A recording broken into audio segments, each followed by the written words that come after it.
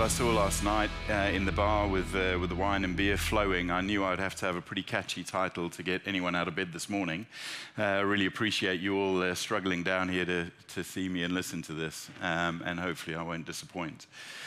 I was going to say I'm the token Englishman, but as it turns out, there are a few more of us here today, but also, as you'll find out, it's not the entire story. So the little guy here on the back of a very large dog is me.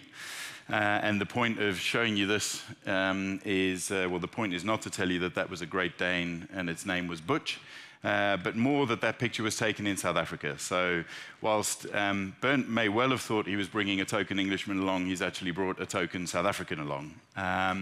So yeah, I grew up in South Africa.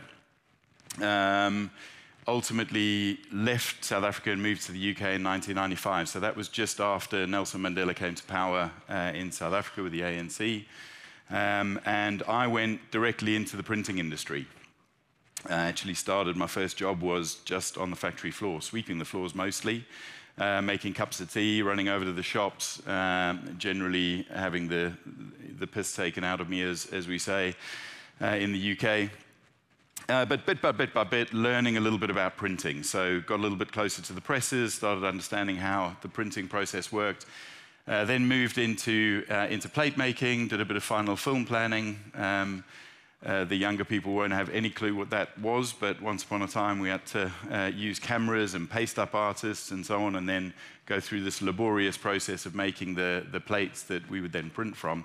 And that was my first proper job, I would say, in the printing industry, until eventually moving into production management, which I did for several years, and then moved more into the customer side, I would say. So had sales roles, account management roles, marketing positions. Eventually business development was my focus, until setting up a company which was a subsidiary of Exaprint. So not sure if many would know the name, but Exaprint is a let's say e-commerce print company based in southern France, and I set up a subsidiary and a replica business model of that in about 2012 in the UK. And then in 2015, Simpress bought Exaprint, and I became a part of the Simpress group. They'd also bought a company in the UK called Tradeprint, and I went and ran that business and merged the smaller business Exaprint that I'd set up for a few years, until in 2019, making the move down to Solopress, where I joined as the managing director, or now, kind of more commonly known as the CEO. So a little bit about Solopress. Southend-on-Sea, as mentioned. I normally broadly say London, it's close enough, but it's out on the east of London. And Solopress employs about 250 people. We're an e-commerce print company producing around about 2,500 orders a day.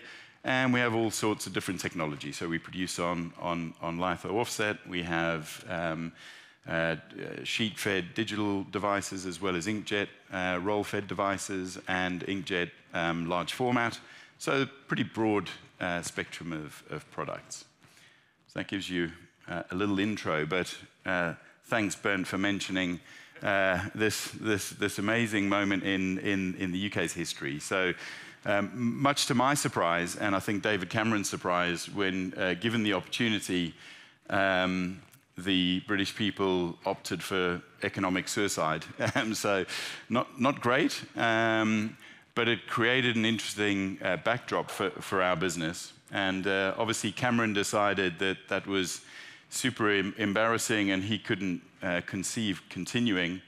And so we ended up with a new Prime Minister, famous for her robotic dancing, who wasn't able to get Brexit done, despite trying as hard as she could.